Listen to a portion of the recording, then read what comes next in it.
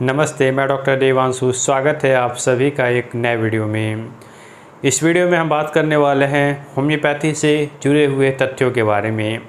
और ये जानकारी आपके लिए इसलिए आवश्यक है, अगर आप एक मैंगो मैन हैं या एक होम्योपैथिक स्टूडेंट हैं तो ये तथ्य आपको मालूम होने चाहिए, क्योंकि आए दिन बहुत सारे ऐसे लोग आते हैं जो कि होम्योपैथी के तथ्यों को, इस सिस्टम के प्रति काफ़ी निगेटिविटी फैलाने का काम करते हैं।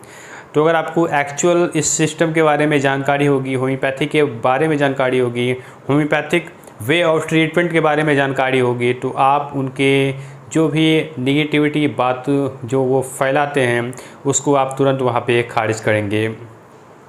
तो ओवरऑल होम्योपैथी, इसका वे ऑफ ट्रीटमेंट और ऐसे लोग जो इस तरह के निगेटिविटी को फैलाते हैं उसको स्टुअर्ट क्लोज ने क्या बोला है, हैनीमैन ने क्या बोला है, उसके बारे में भी जानेंगे इस वीडियो के माध्यम से। तो वीडियो काफ़ी खास होने वाला है, इस वीडियो को आप अंत तक ज़रूर देखें।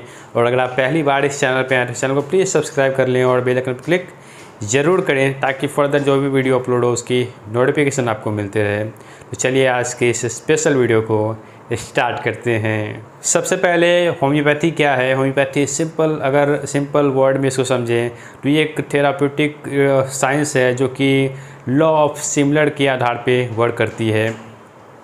इसका जो प्रिंसिपल है सिमिलिया सिमिलस क्यूरेंशियर, लाइक क्योर लाइक के सिद्धांत पे ये वर्क करती है। जैसे कि आपने सुना होगा, प्रकृति में एक सिद्धांत है कि जब भी दो समान शक्ति आपस में मिलती है तो जो वीकर होता है वो वहाँ पे नष्ट हो जाता है, वो वहाँ पे एक्सटिंग्विश हो जाता है। सिंपल सा, जब भी दो व्यक्ति आपस में लड़ते हैं तो कोई एक को वहाँ पे हारना पड़ता है।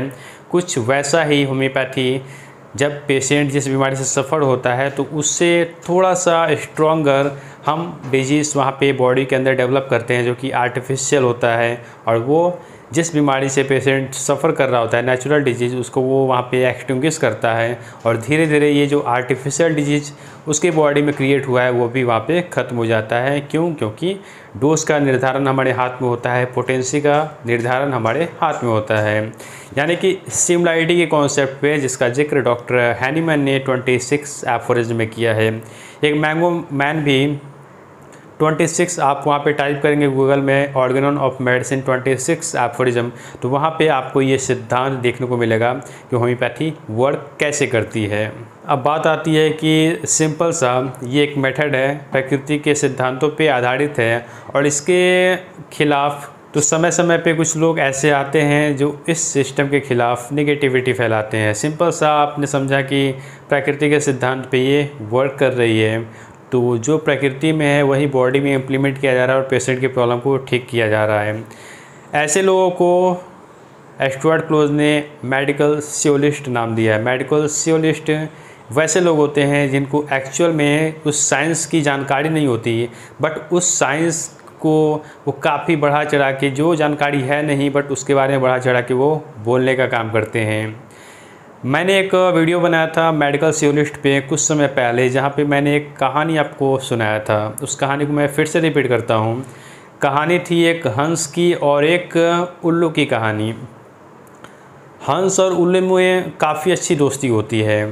हंस जो होता है वो तालाब में रहता है और वो हंसों का वो राजा होता है।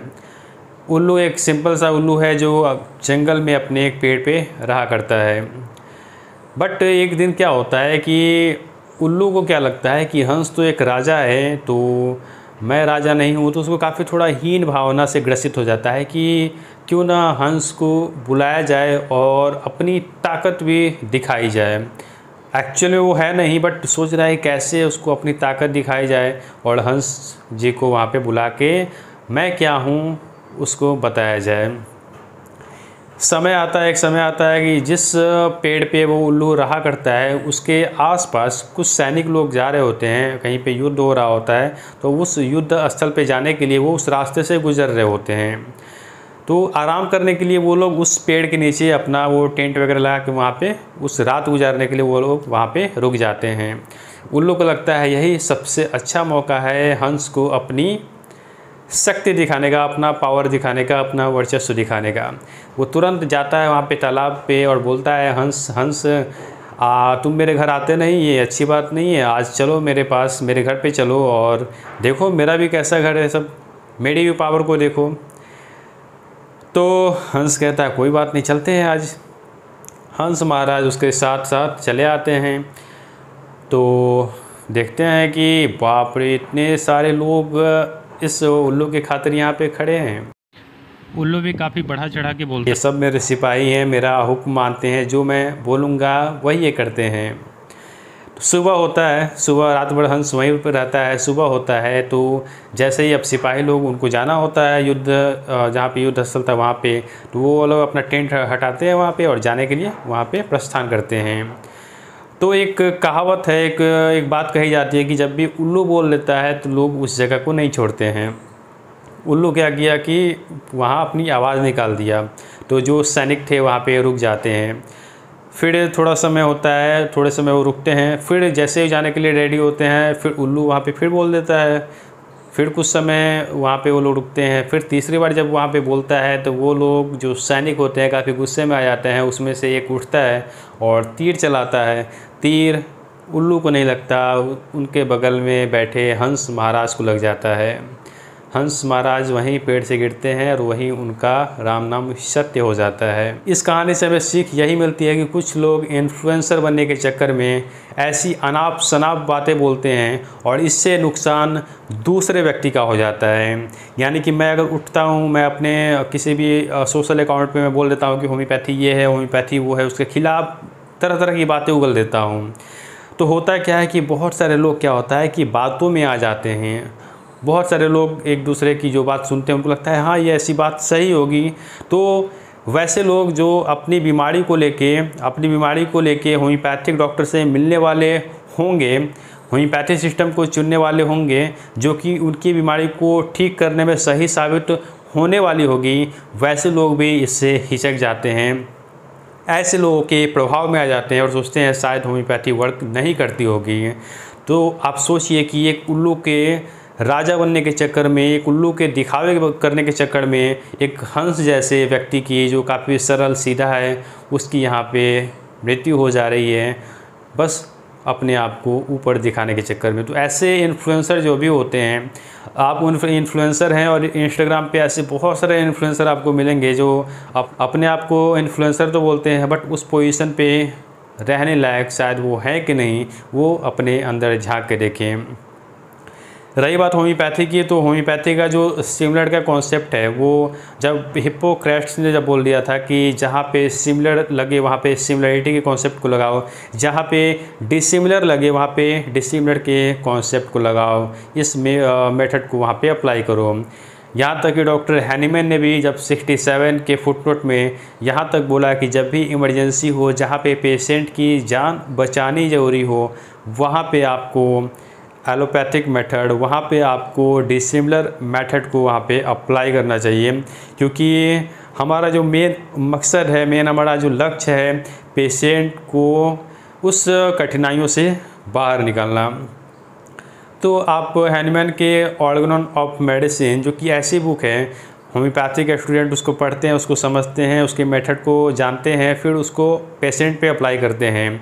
बट अगर आपको इन्फ्लुएंसर बनना है, आपको होम्योपैथी के खिलाफ बोलना है, या होम्योपैथी सिस्टम काम नहीं करती इस बात को आपको साबित करना है, तो उससे पहले आप एक बार ऑर्गन ऑफ मेडिसिन पढ़ें, जो आपके पल्ले तो पड़ेगी ही नहीं, क्योंकि ये ऐसा मेथड है वो उसी को पल्ले पड़ेगा जो इस सिस्टम के साथ दिल से जुड़ा हो।